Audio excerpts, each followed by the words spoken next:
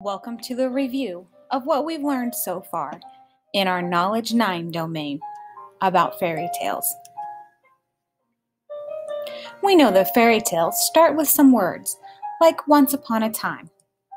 We will hear happily ever after because there's happy endings.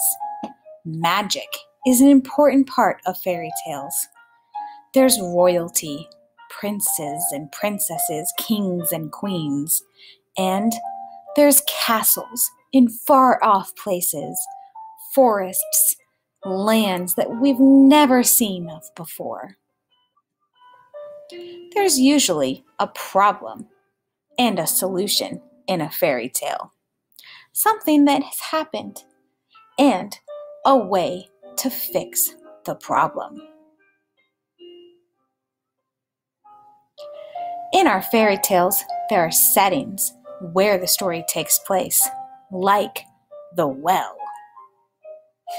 Which fairy tale had a well deep in a dark forest? Or maybe a castle that was covered by thorns after 100 years of sleeping deeply by a beautiful princess.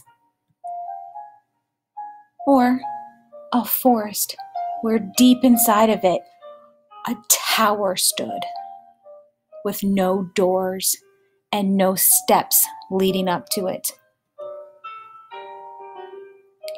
The setting is where the story takes place. There are characters in our stories, like fairies, who the story is about,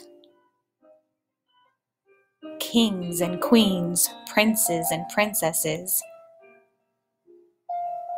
or toads, magical creatures that talk.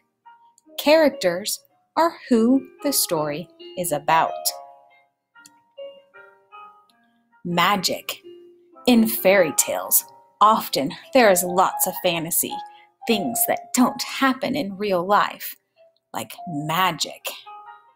Things appear, things disappear, things show up for the happy ever after.